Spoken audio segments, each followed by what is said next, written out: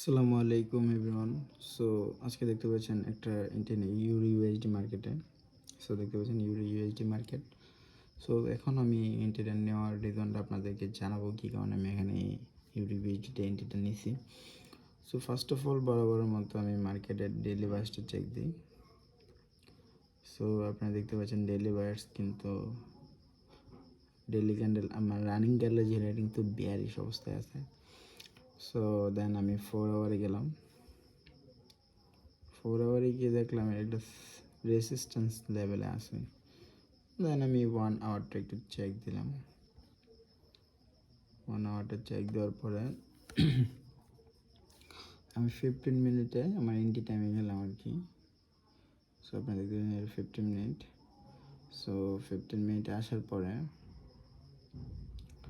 So দেখতে পাচ্ছেন এখানে কিন্তু মার্কেট স্ট্রাকচার চেঞ্জ হয়েছে, মানে কি ডাউন ট্রেন্ডে শিফট হয়েছে আর কি, ট্রেন্ড চেঞ্জ হয়েছে।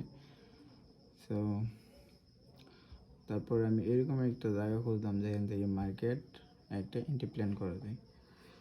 সো তারপর দেখেন এই যে এটা দিচ্ছি মার্কেটের মূলত এফবিজি 15 মিনিট টাইম এফবিজি, এটা আমি তুলে দিই 15 মিনিট টাইম এফবিজি প্লাস এই যে এটা হচ্ছে মেডিকেশন ব্লক।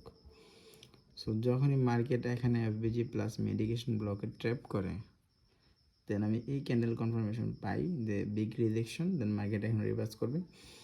সো দেন তারপর আমি এখান থেকে এন্ট্রিটা নেই। মার্কেটে কিন্তু টার্গেট ছিল 1:2, এই রিকোয়ারিটা আমার টার্গেট ছিল।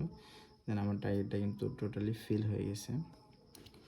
সো সবসময় আপনারা ট্রাই করবেন একই স্ট্র্যাটেজি, একই পেয়ার, এক সেশন বা লন্ডন সেশন বা অ্যান্ড দেন নিউ ইয়র্ক সেশনে একই স্ট্র্যাটেজির সাথে কাজ করার সময় plus money management, risk management সঠিকভাবে চেষ্টা করুন মানার জন্য। তাহলে কিন্তু আপনার এই ফরেক্স ট্রেডিংয়ে ভালো একটা কিছু করার সম্ভাবনা থাকবে সবচেয়ে বেশি। আর হ্যাঁ, সবাই আমার জন্য দোয়া করবেন। ভালো থাকবেন। আল্লাহ হাফিজ।